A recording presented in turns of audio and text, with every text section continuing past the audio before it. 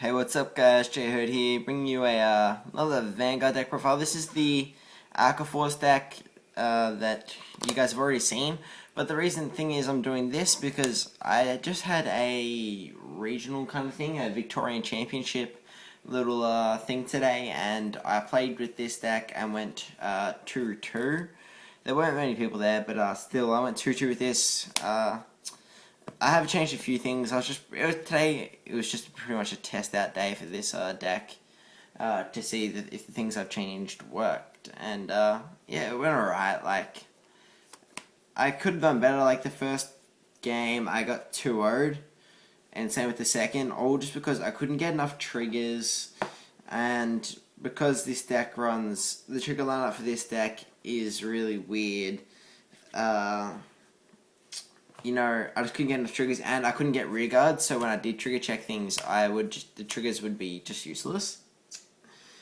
But I'm just going to do this one, quickly scan over things, not going to go into much detail. If you guys want to check out my other deck profile, yeah, it'll be more in detail there.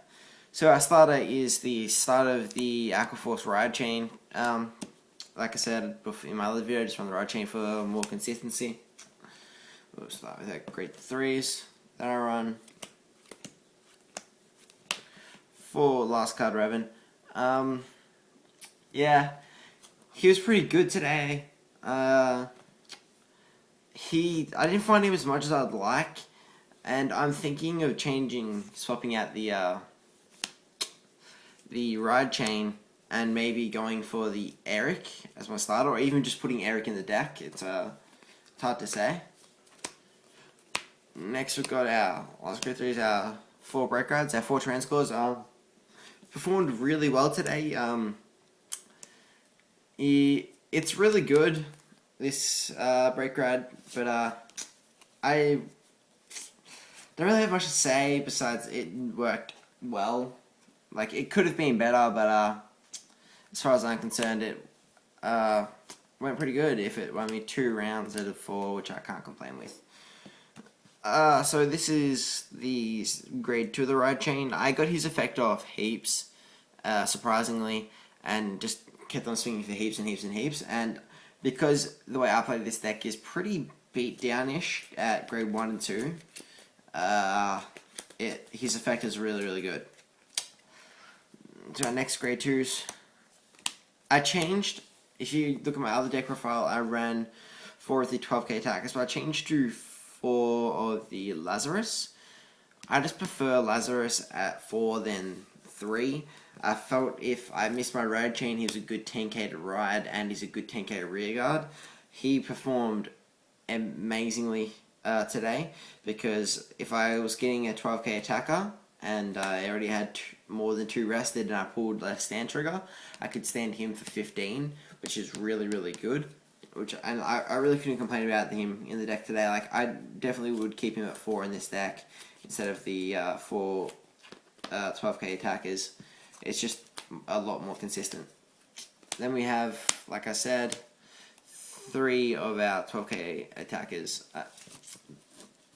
That's 11 grade 2s, by the way, guys, if you're just wondering. And to our grade 1s. Our grade 1s are the same.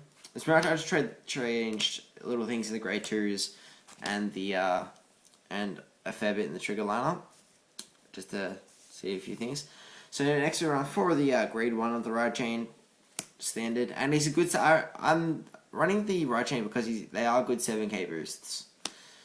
Next we've got 4 break rides. Oh, not break rides. Sorry, perfect guards. There weren't that many break rides around today at this Victorian Championship, because, there's only 1, 2, 3.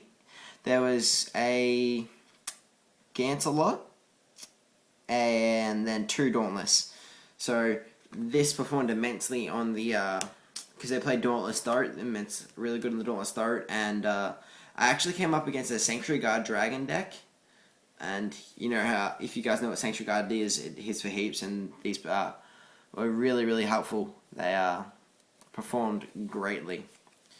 Then I run 3 8k vanillas, T-Nut Theos, and 3 of the 10k attackers. If I was going to change the starter for this deck, I'd have to take out the right chain and stuff, like you guys would know. And I'd probably make this at 4 and make these guys, I don't know, maybe a 10k booster or something along the lines of that. There aren't that many good grade 1 Aqua Forces or Aqua Force cards that I really like. It's, you know, it's a good like clan and stuff, but I just don't think they have, like, their grade 1s aren't the best, and it's all like 4th attacks and stuff like that, when this one really requires more of a 3rd attack and stuff like that. But yeah, onto our trigger lineup. We run, let me just move this over, sorry.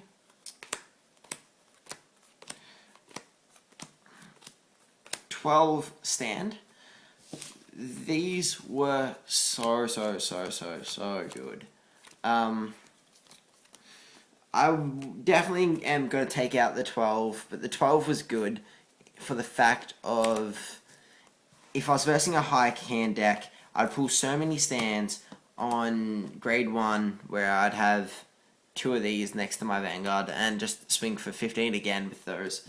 It was just, they performed so well, but it's just, I don't know, I took out the crits the night before, so yeah, and I just didn't think I'd need them because last card Revan's effect is the crit, but I felt as if this 6 or 4 crit is needed, so I'm going to change this to 6 crit, 6 stand as soon as I'm pretty much done with this deck profile.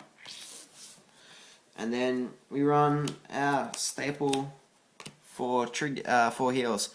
I double healed today on 4, which I can't really, well, it didn't really bother me because I was healing damage, but you know, can't really complain with double healing at all at any time. But that pretty much won me the game actually, because it made my Vanguard, because I was right at grade 3 and I was at 4, and made my Vanguard 21, and then just not be able to hit me, or I didn't have to guard for much.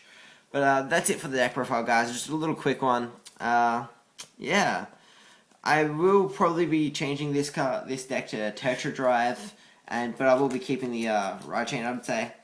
And that's pretty much it, guys. Thanks for watching. Please subscribe, and I'll catch you guys next time.